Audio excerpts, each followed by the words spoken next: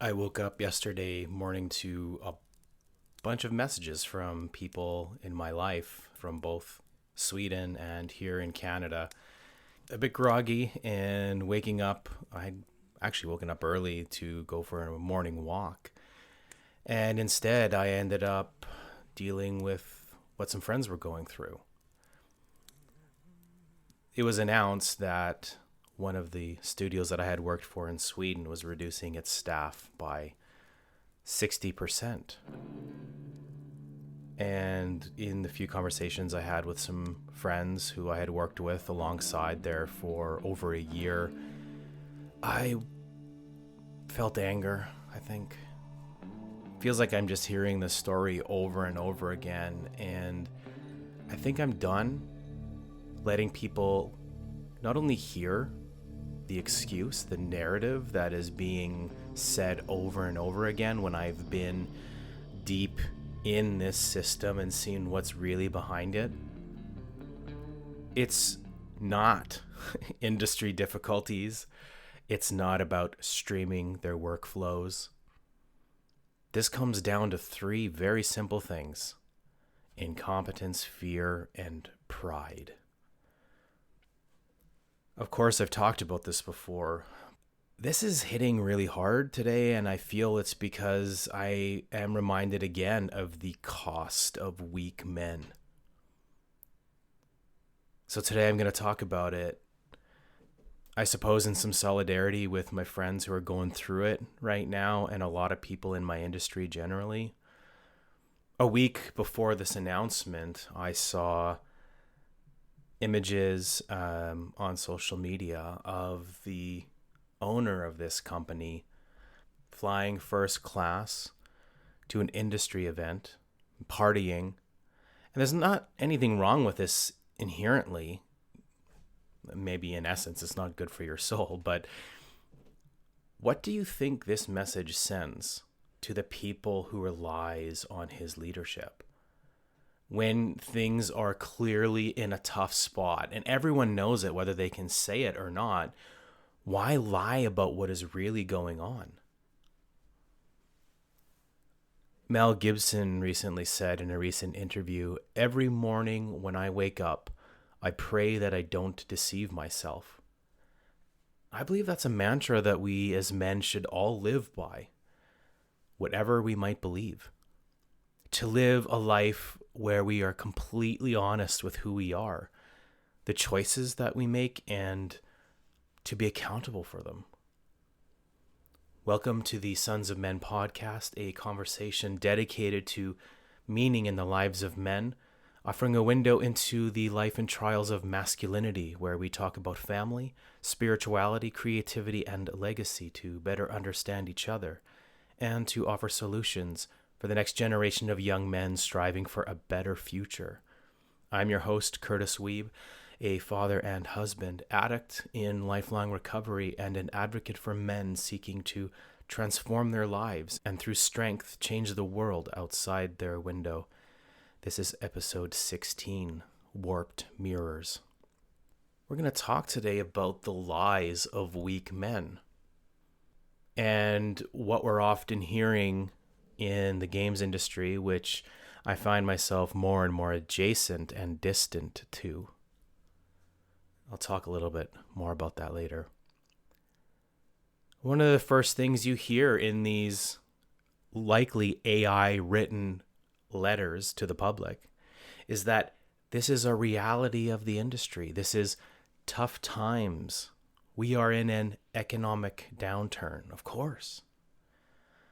Well, the truth is, investor money is drying up. You can talk to anyone who is looking to start up a new venture in games or creativity in general, TV, film. There is truth there. And though that's true, no one is asking what is really going on at a leadership level in these studios that end up downsizing. I saw firsthand the cost of these three key pillars in the studio structure: incompetence, fear, and pride. The reality is, when you are disingenuous when you are shifting your vision from week to week, when you are chasing trends, when you say one thing in the public, we are this type of company, but then within the walls of your studio, you are treating people or acting in a way that betrays the message that you're portraying. Everyone knows. Everyone knows. And this kind of dissonance, it's not good for, well, morale, but it's also not good for the productivity of what it is that you are, I suppose, in many cases, pretending to make. Everyone looks to that leadership and says, they say this, but look how they're acting.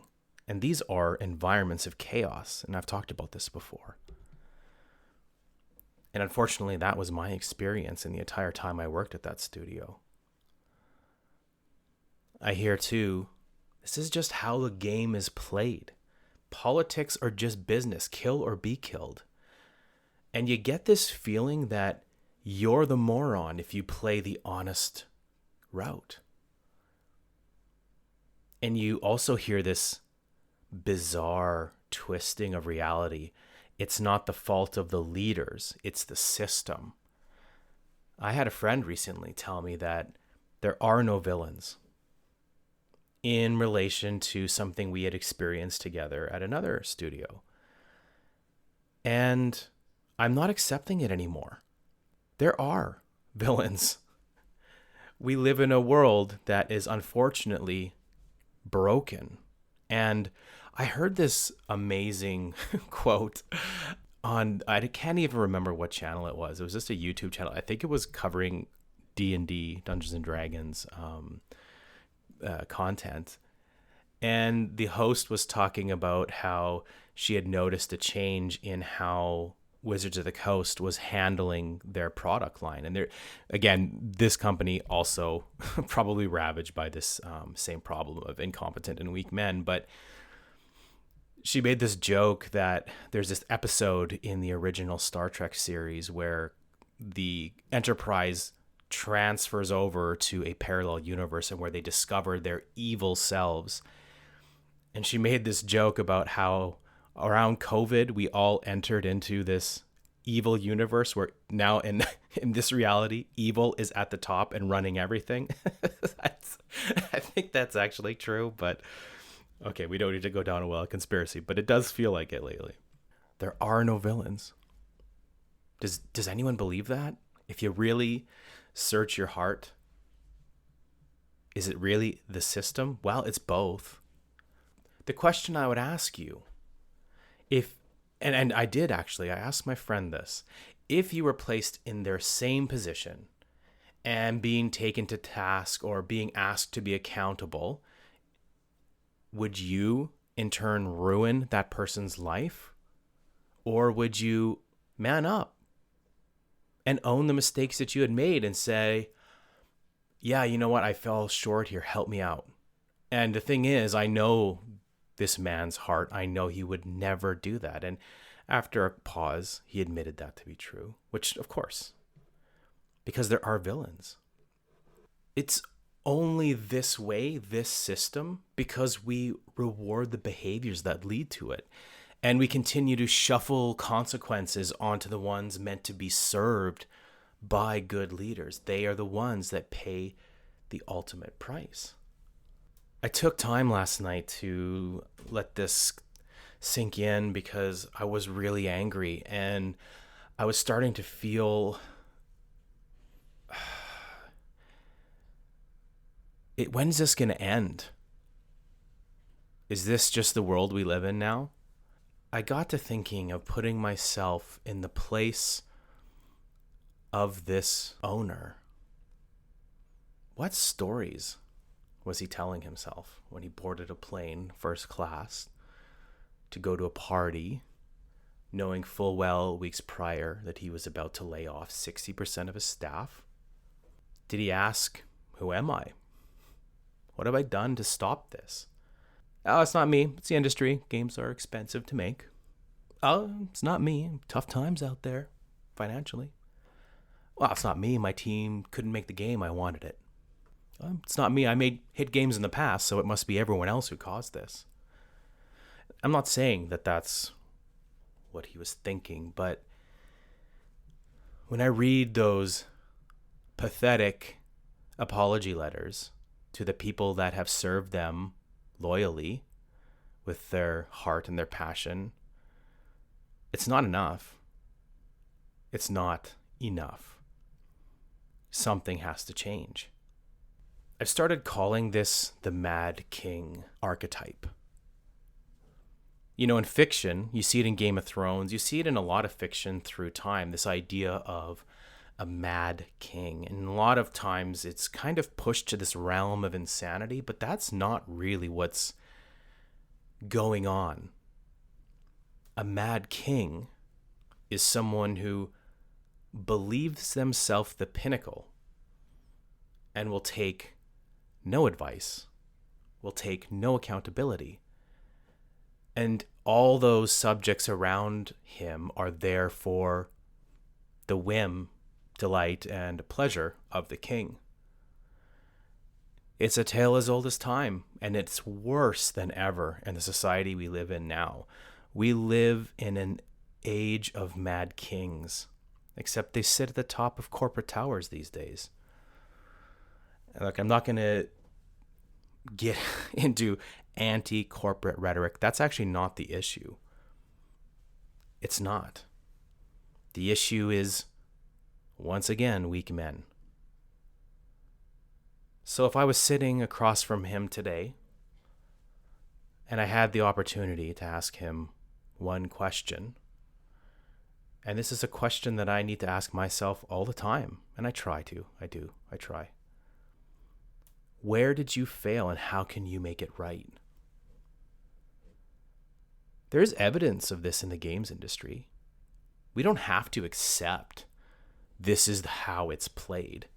In 2013, the former CEO of Nintendo, Satoru Iwata, cut his salary in half to prevent layoffs when the industry was tough.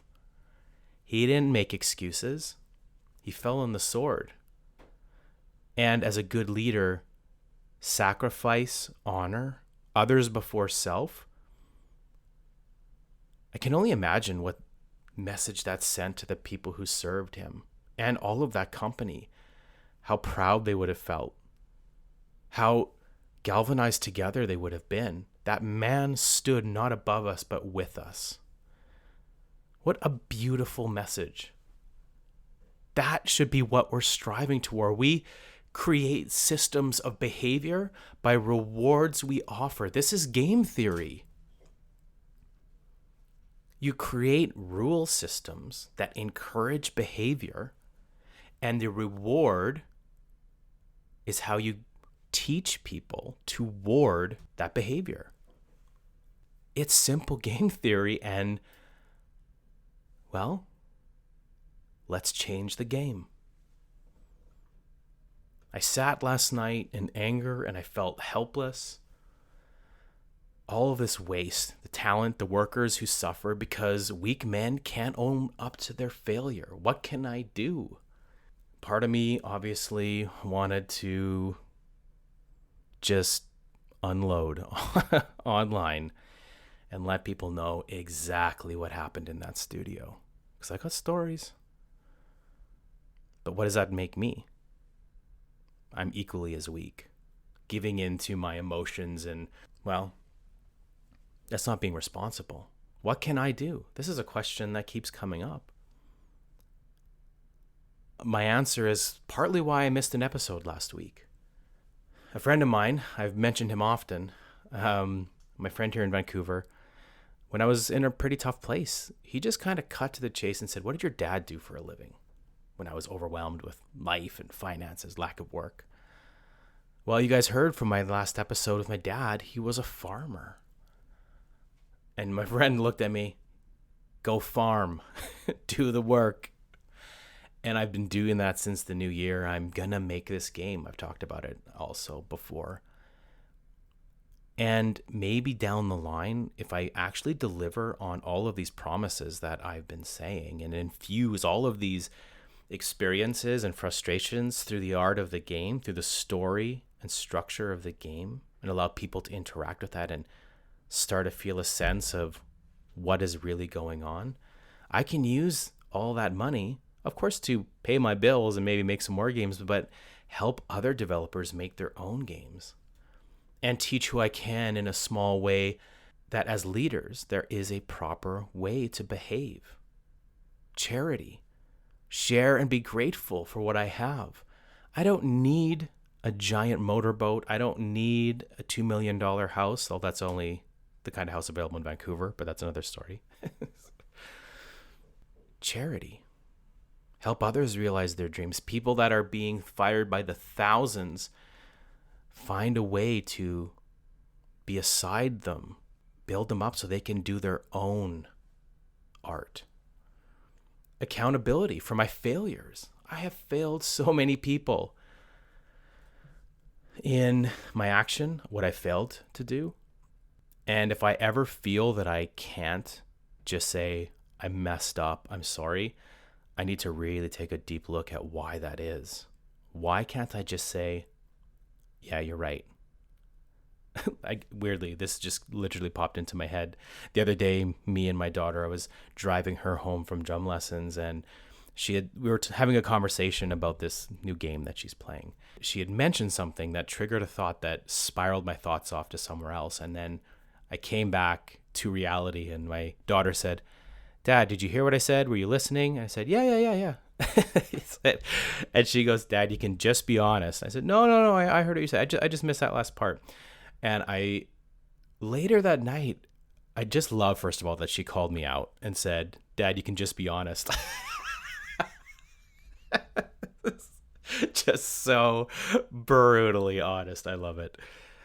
But later that night, I felt really convicted, and she'd already gone to bed. So the next morning I woke her up and I said, I wasn't listening to you. You were right. Don't ever let me gaslight you. It was a really great moment, and she forgave me, thankfully, but also probably felt vindicated because she knew she was right. And that really brought us together. And I think that's an example of accountability may be scary, but a lot of love can come out of it, in your family or friends or in your workplace. And wisdom, charity, accountability, and finally wisdom, to not deceive myself out of accountability or become disconnected from reality. A follow-up to what Mel Gibson said in the quote at the beginning of the podcast. He said, it is the second thought and the first action you are responsible for. And that's really the foundation of this episode. My first thought was to go online and say, this is why. Of course, there's a lot of mitigating factors, but really at the heart of it, at the foundation, it's broken. And here, let me show you why and who's ultimately accountable and who's not losing their job because of bad decisions. I suppose in some way I'm doing that now, but I'm trying to keep it as neutral as I can because it's not really about that. It's about a greater issue systemically. So this is my first action. I am responsible for this episode. But I want, if anyone that I used to work with hears this, I want you to know that you deserve good leaders. And I think you will know that disconnect between words and actions should always be your guiding star. And if it feels like you can't anchor yourself or your conversations feel completely untethered and you can't grasp onto something in the room with these kinds of people, you're right. Your thoughts and feelings of incompetence about what's going on are likely true. And you deserve better. Everyone in this industry deserves better. And I'm going to do what I can in some small way, starting with myself and a few people around me, making this tiny but incredibly labor-intensive indie game. And if I can, I'm coming for you all. I'm going to get you to make the game you've been dreaming of if I can. I want to help. I want to change through charity, accountability, and what wisdom I've gleaned from 5 years in this terrible industry. Don't give up hope. And until then, God bless.